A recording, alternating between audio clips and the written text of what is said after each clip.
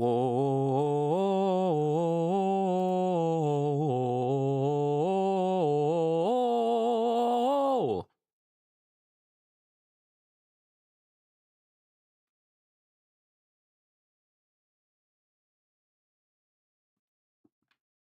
All right, everything appears to be in order. Sorry for the wait there, ladies and gentlemen. Had some things I needed to tidy up in and outside of the house, so I apologize for my lateness. Let's go ahead and get started with the newest chapter of One Punch Man. Yo, peoples, Kyushu92 here. Welcome back to more One Punch Man. Last we left out on, we essentially had the start. We essentially ended with the start of Garo and Suryu clashing up against one another. And this is after, Garo and Suryu basically, well, really Garo takes care of the big giant monster that was assaulting them earlier, or attempting to. I say assaulting as if it actually stood a chance against these two insanely powerful people. But it pretty much resulted in its entire body being completely decimated, Suryu being impressed and wanting to spar with a fellow martial artist. Now, one is using the dark corporeal, Fist of the Dark Corporeal Art. Yeah, Fist of the Dark Corporeal Art. And then we have another one that's using Fist of Flowing Rock, or at least his own fighting style. So now what we have here is the start of Suryu and Garo sparring with one another. So let's go ahead and check out and see what's going on. Let me go ahead and get past this. I tell you what, though, I'm getting so tired, and this is just on my phone. I'm getting so tired of seeing this stupid cat game where you have like match a cat onto this tile. You cannot have another cat next to another cat. And then it's just full of AI people, like people who are not real, just all throughout the ads. I can't stand seeing that ad so much. But, ooh, Calvex, good to see you. Welcome. Sorry. Getting started with One Punch Man, Punch 235, Traces. And the opening cover page where it shows literally has both Suryu and Garo launching their attacks at each other. And the fight begins where they both avoid each other's attacks. Suryu goes in for like a swift kick. So actually, canonically, the very first page of this chapter today is the first panel. Because while Suryu goes in for a kick, he not only dodges Garo's fist, but also tries to kick him at the same time. Garo dodges, but uses this opportunity with his hand on the ground to flip and bring his leg down on Suryu, who basically braces and stops it, but also causes Suryu to be, pushed into the ground because that's how much force Garo is applying to him right now. And then while in that same stance, he manages to kick Suryu in his side, like just a back kick directly into his side, causing Suryu to launch backwards a little bit. Mind you, I believe Suryu, he's got shoes on, right? Yeah, he's got shoes on. He launches him back a little bit, and when Suryu goes in to try and kick Garo in the face, Garo basically slides and hits him directly in the leg, and then wraps around the leg and slams Suryu directly into the ground, basically pushing his body further into the ground once again. And Suryu barely has any time to fully react because he rolls out of the way before Garo proceeds to leave giant, massive hand-shaped holes directly into the ground as he's rolling away. He's like, doom, doom, doom, doom. And Garo's just this is solid concrete, by the way. And Garo is just jabbing directly into the ground like it's nothing. Suryu then rolls out of the way and then does like a party table kick course handstand spin and then flips away from him. And right as he manages to get on balance again, Garo is literally already right there preparing to, chop him at the neck, but Suryu dodges. And then Garo goes for an elbow, and Suryu basically blocks. This whole time, the only one who's been on the entire defensive has been Suryu. Now, whether or not it's because he's been in the hospital for these past couple of months, or it's because Garo is a superior martial artist, remains to be seen. But Garo is managing to land several hits on Suryu, and Suryu hasn't landed one yet. But he goes for an elbow, and Suryu blocks it. And when he tries to swipe at Garo, Garo ducks underneath that and proceeds to knee him directly in his spine. Just hits him directly in the back. Wow, okay. And then he sends Suryu skidding away from him. And then Suryu is just breathing, and he goes, I see the rumors weren't wrong. His defense and offense are one. Every parry turns into a counterattack. And it just shows Garo just standing up on one leg.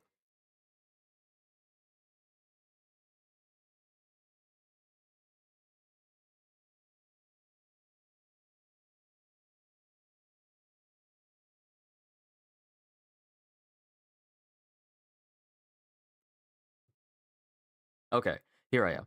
But it shows Garo just standing up on one leg. I need to work on getting that limber. I need to really work on getting that limber, because being able to stand up and have your leg just high up in the air, just preparing to kick, just that stance he's taking, oh, it's so clean.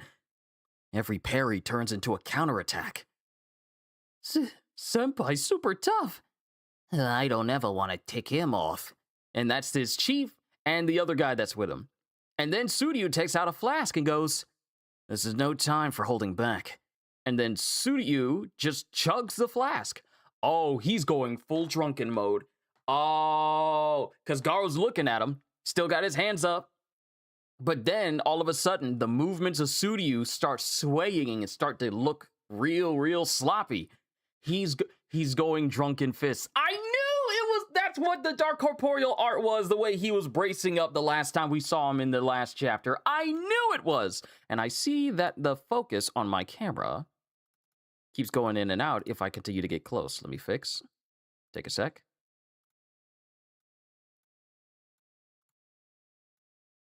There we go.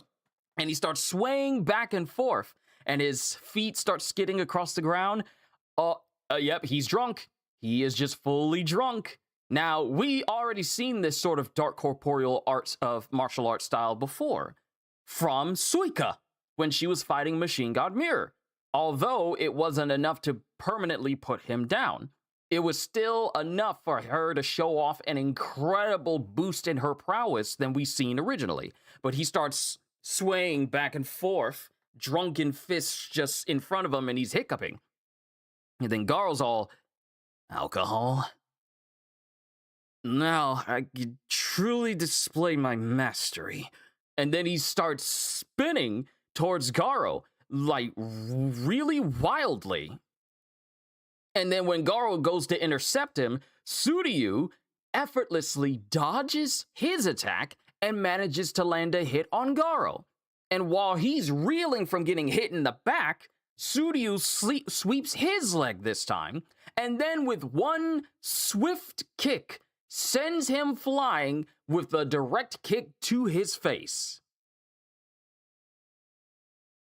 This style must be drunken fist. And then, after kicking Garo directly into a telephone pole, Garo starts somersaulting towards a wall, and then uses the wall as a launching point to try and jab at Suryu. He tries a jab at Suryu, and Suryu literally leans all the way back to the point where he's basically doing the bullet dodge of Neo, and he's just like acting like he's taking another sip of alcohol. And before Garo can even, well, actually, it's not even that. He just brings his hand back. And then before Garo is even finished launching over him, he brings his fist forward and then just blows Garo right back again. And when Garo tries to hit him, Suryu starts moving unpredictably, starts using moves that is not standard martial arts, and then kicks Garo in the face, just without even looking at him, just literally leans and then brings his whole heel behind his back and kicks him in the face. He's striking where I'm off guard, so I can't parry. And then he just starts effortlessly dodging everything that Garo's doing, which makes every blow a surprise. And then Garo smiles. We haven't seen Garo smile like this in a while. I get the point. This is how I fight without restraints. No fair. I was just about to say the same. And then it shows Garo and Suryu.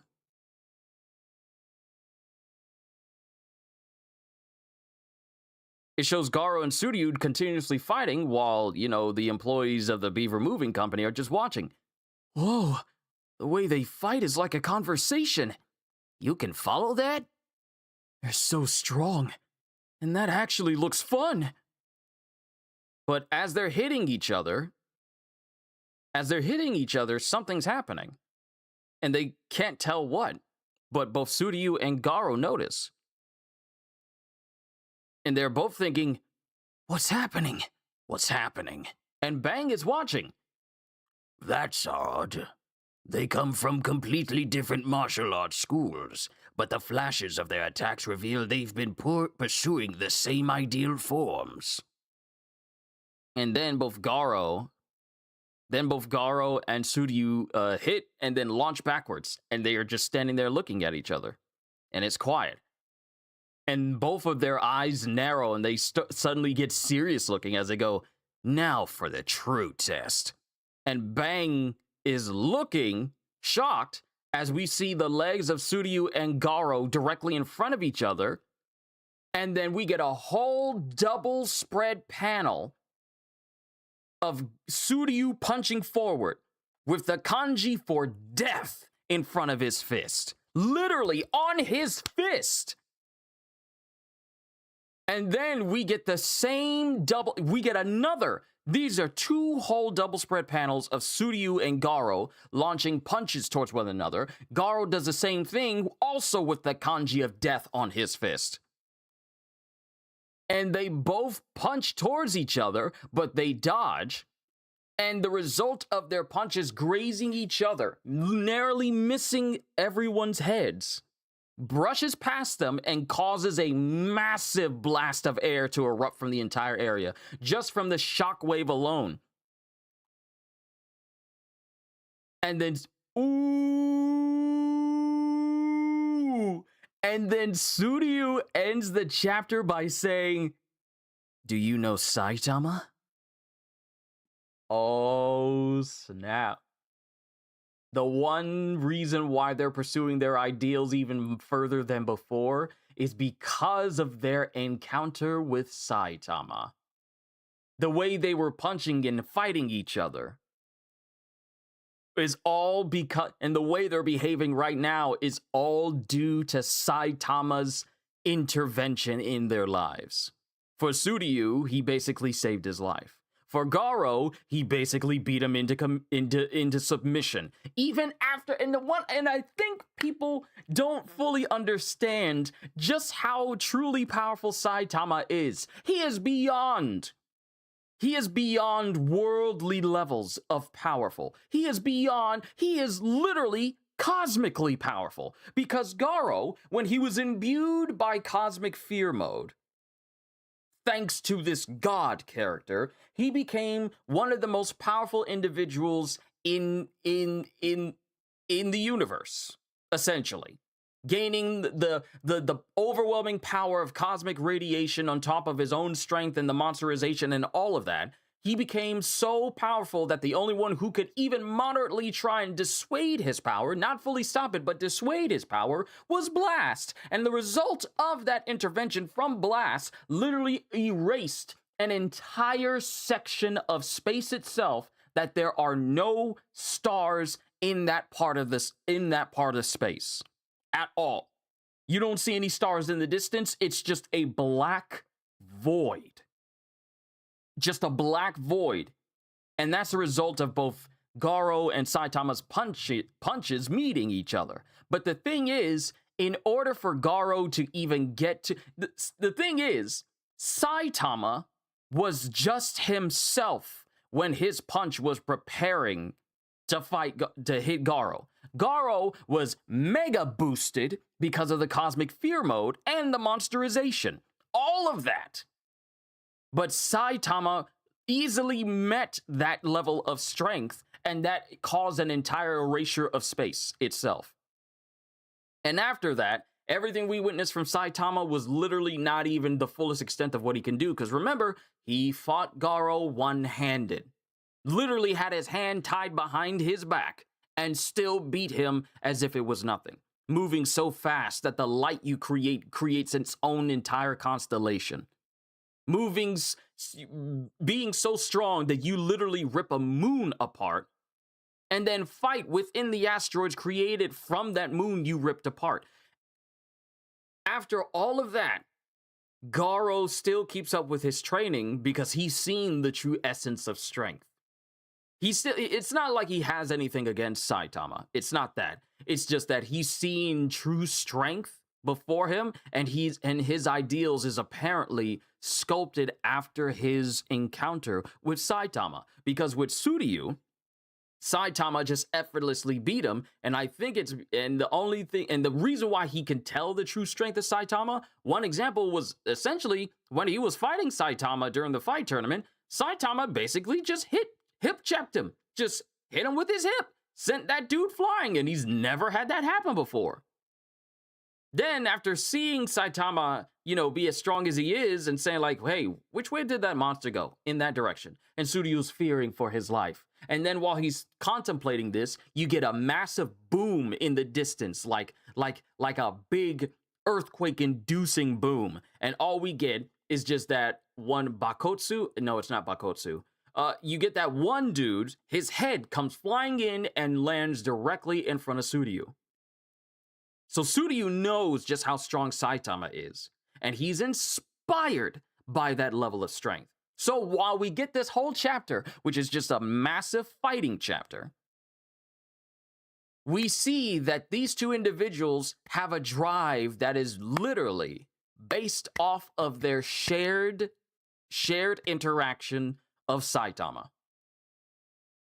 Because Bang said it best.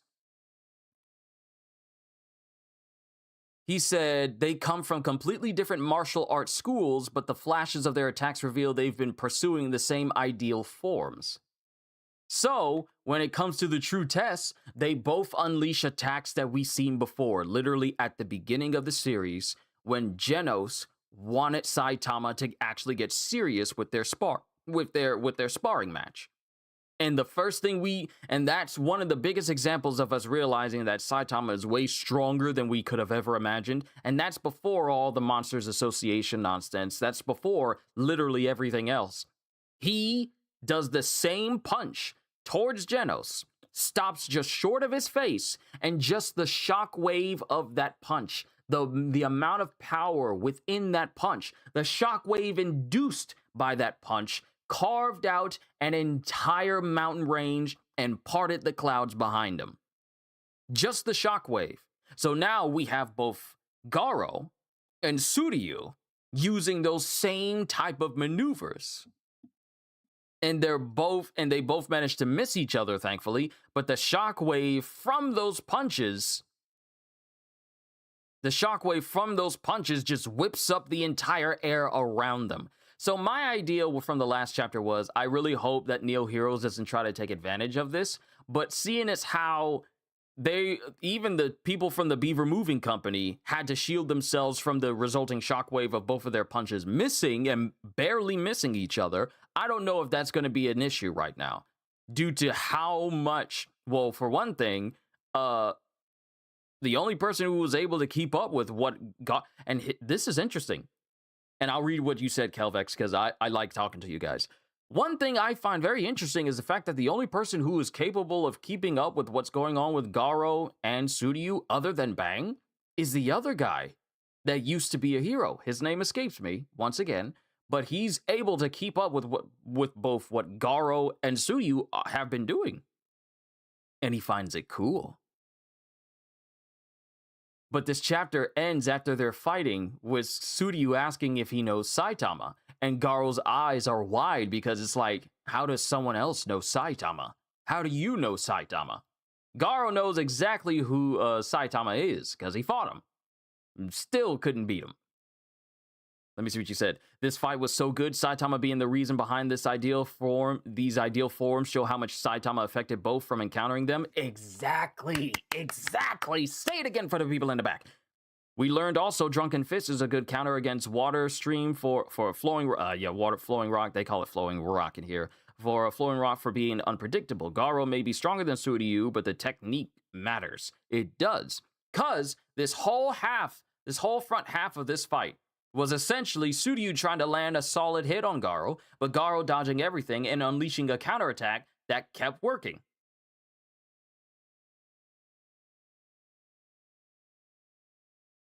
So it wasn't until Garo managed to land like several hits on Suryu that Suryu takes a swig of alcohol and he starts going into a drunken state, and then he immediately, turns the tables on Garo instantly. And Garo's not able to do anything. Even after trying to, rebound off a wall and just shoot a fist forward in order to jab straight at him, he just casually dodges out of the way and sends Garo flying again. And constantly hits Garo. And both Suryu and Garo seem to be enjoying this fight.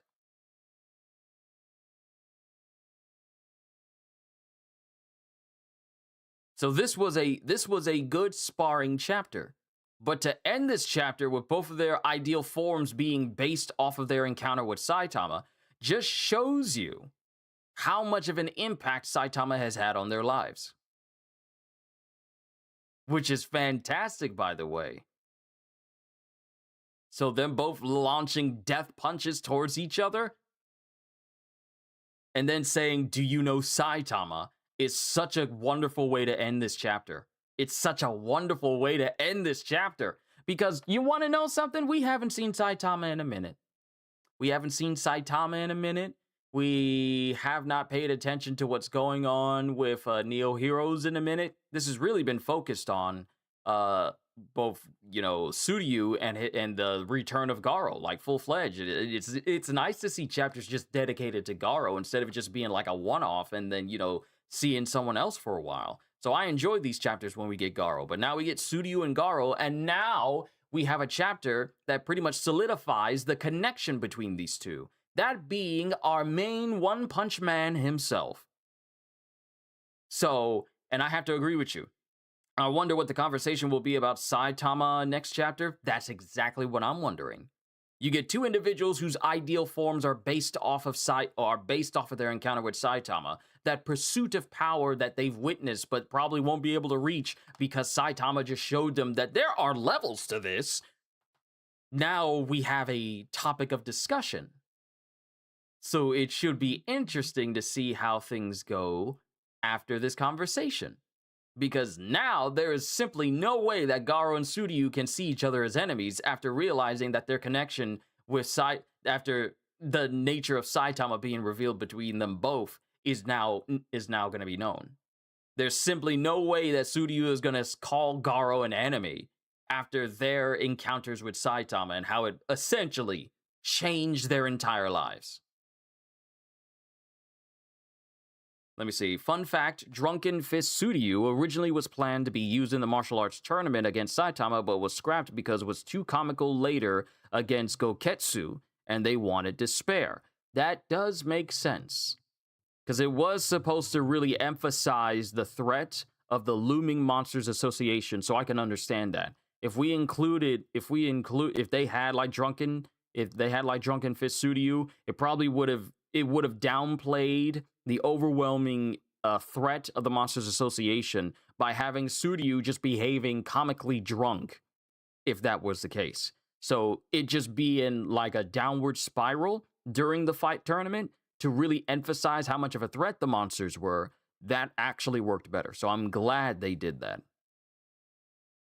So when it came to the monsters showing up, showing how much of a threat they were to essentially everyone except Saitama, and then getting to the Monsters Association arc and seeing just how big of a threat they were at the time, I do agree that drunk Suryu would have been a bit too comical during a set of events that was supposed to set up how much of a threat the Monsters Association actually was. So I do agree that I do agree with their idea of basically scrapping that until we get it here.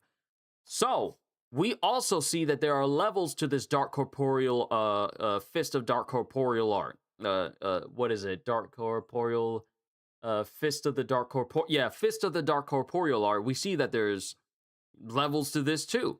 We get it with Suika, and she was very capable of defending herself against Machine God Mirror, even, turning the tables on him because of her speed and power in this state, but it's clearly not on the level of Suryu. We see with Suryu, he's capable of clashing against Garo in this drunken state to the point where Garo had to be the one on the offensive.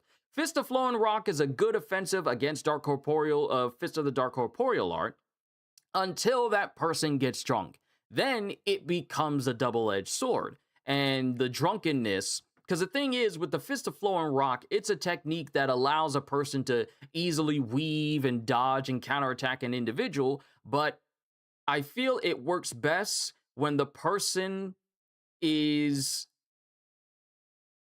It makes it easier to detect the intentions of an individual when they're fighting in like a standard type martial arts type manner. But when that person gets drunk, their very movements, anything that they do becomes unpredictable. And that unpredictability detection of the flowing rock technique kind of upends itself. It kind of becomes like a danger to itself because you don't have a counter to someone you can't easily read. So it's good seeing that how effective Fist of Flowing Rock actually is once again in this chapter, but also seeing that a drunken Suryu is the perfect foil for Garo. Not only is their fighting styles, their martial arts, a good counter for each other, but they as individuals are also good foils against each other as well. Garo is pretty much straight-laced and very serious. Suryu can be jovial, and he's like, he's way more energetic and more people-oriented than Garo is. So having these two together would essentially be like Present Mike and Aizawa from My Hero Academia. Or Zoro and Usopp. Or Hitsugaya and... No, not Hitsugaya. Who would be a good foil? Kisuke Urahara and Mayuri Kurotsuchi.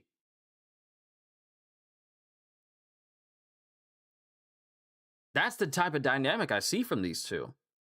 They're not going to be, they can be rivals, but I know for a fact after this encounter, they are not going to be enemies. So with that probably is going to put the whole plan of Neo Heroes trying to bring Garo in. It's probably going to be very difficult for them because Suryu is definitely not going to hunt down a person he actually enjoys sparring with.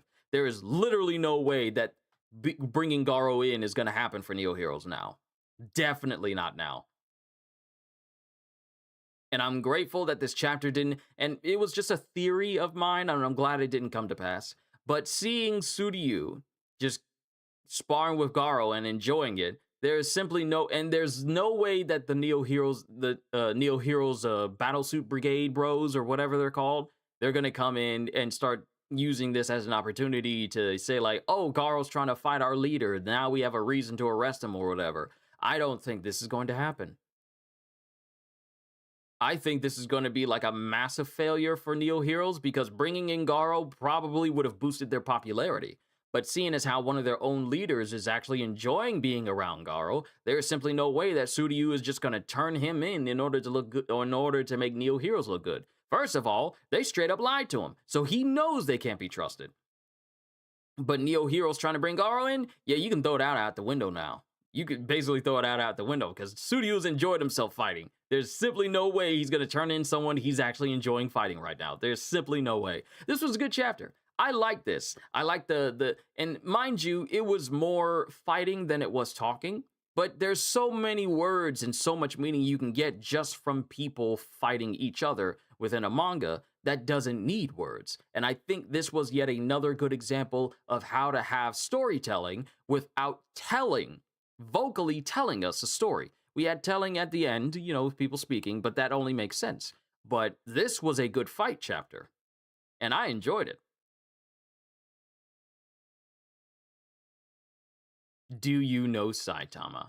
Man, that's the way to end a chapter. That conversation is going to be quite interesting because that's probably going to open up more dialogue between the two of them, including the reasons why they continue to pursue the height of martial arts. Because with Garo, he wanted to be the strongest. Liked being a monster, and even as a kid, wanted the monster to win in the end. But after being beaten by Saitama, his ideals have changed. We don't know to what extent, we just know that he's been around Bang a lot, and he's, working off his probation, just working for the Beaver Moving Company. But we don't know Garo's motivation now to constantly pursue martial arts. We don't know that. And with Suryu,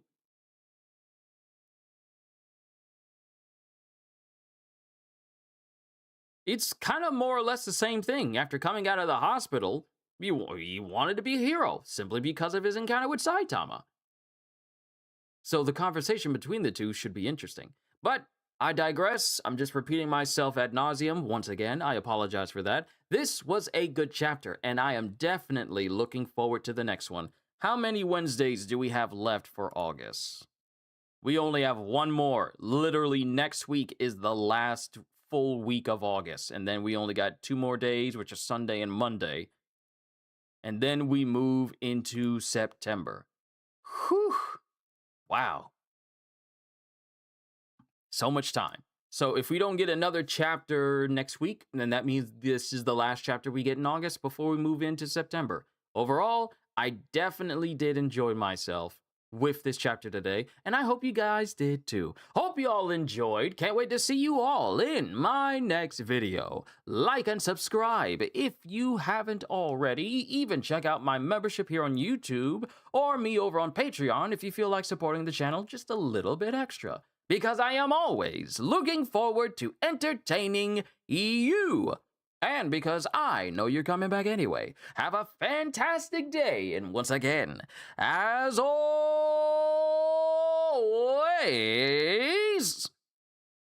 later, peoples.